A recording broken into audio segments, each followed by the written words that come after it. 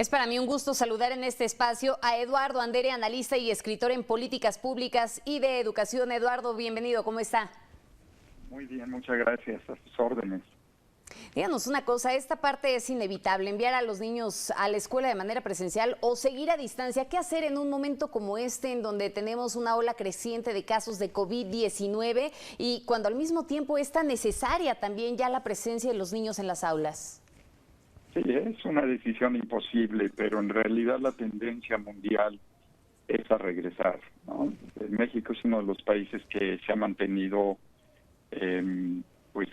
digamos, con las escuelas cerradas por más tiempo. Y yo creo que la presión en función del aprendizaje de los niños y de lo que se necesita, digamos, en cuanto al desarrollo de sus habilidades socioemocionales, cognitivas y demás, pues es muy importante el regreso a clase. Sin embargo, entiendo la presión tanto de las escuelas como de los padres de familia por la creciente o el creciente contagio con esto de la variante Delta respecto de los casos del COVID, pero considerando, digamos, condiciones particulares en las escuelas y en los hogares, papá y mamá y los maestros pueden tomar decisiones en cada escuela de qué es lo más adecuado. Bien, dígame una cosa, la modalidad a distancia, ¿cuándo sí y cuándo no es una opción? ¿Y cómo funciona realmente esta educación híbrida? Sí, ya hemos visto algunos estados que han optado por esta modalidad, sin embargo, pues verdaderamente puede dar resultados en un país como el nuestro.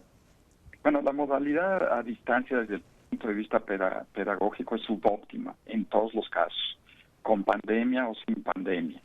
En realidad es una modalidad que se utiliza a nivel sistema en condiciones de emergencia, como se han utilizado en otros países o en otros distritos escolares cuando hay una emergencia de salud o natural.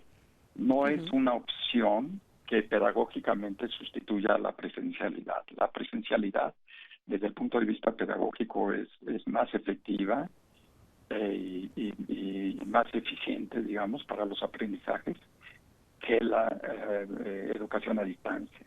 La hibridez, digamos, es una solución intermedia entre educación presencial y educación a distancia.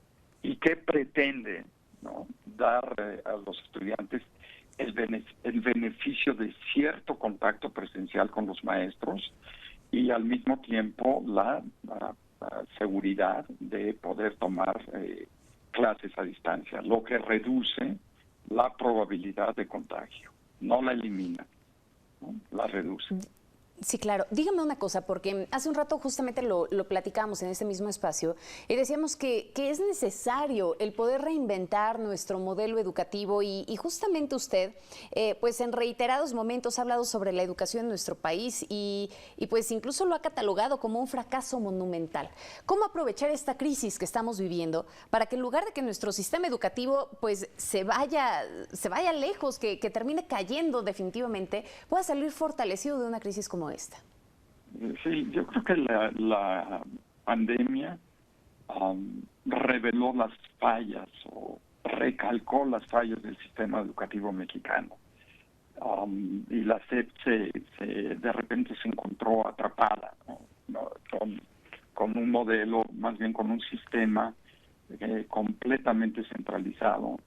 No le permitió generar propuestas o políticas que permitieran desde el principio de la pandemia una respuesta ad hoc, flexible, adecuada a los contextos y circunstancias de las regiones del país. Yo le he dicho efectivamente en repetidas ocasiones que lo que realmente necesitamos no es un nuevo modelo o no una nueva reforma educativa, sino un nuevo sistema educativo. Realmente el gobierno, el Estado, tienen ahorita la oportunidad, es una oportunidad histórica, de diseñar un nuevo sistema educativo que descentralice, que lleve el fenómeno educativo y el fenómeno de aprendizaje tan cerca como se pueda de la localidad. es decir, de la escuela, de la región, del lugar donde ocurre este fenómeno de enseñar y aprender.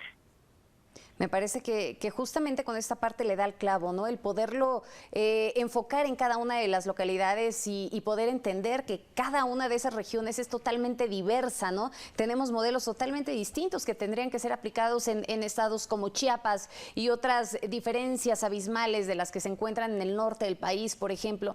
Y bueno, ya ante el inminente regreso a clases presenciales el próximo lunes, ¿cuál sería la recomendación a nivel educativo para los padres de familia que optaron por dejar a sus hijos en casa en esta modalidad a distancia?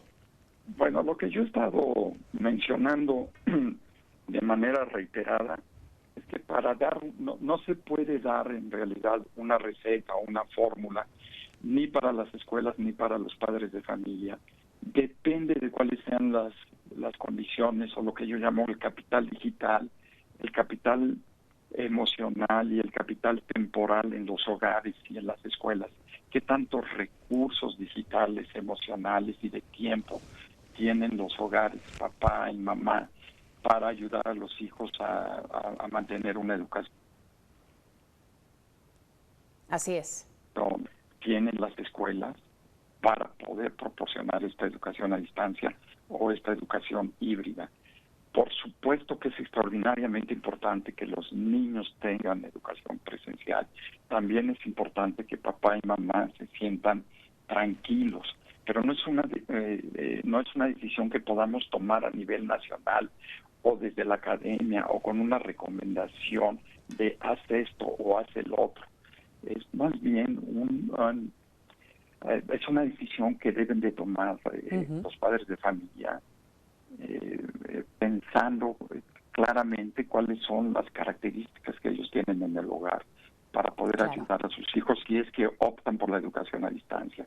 Y si es que optan por la educación presencial, pues seguir muy de cerca las recomendaciones y las instrucciones de salud e higiene que se den en la escuela, y que esas recomendaciones de salud e higiene que se dan en la escuela, que papá y mamá las repliquen en casa y en los contactos, en las relaciones o en las burbujas familiares y sociales que se actúe de manera responsable ante este regreso, ¿no? En la responsabilidad y en la confianza recaen muchas de las cosas que forman parte de esta estrategia. Eduardo, muchísimas gracias. Ha sido un placer conversar con usted.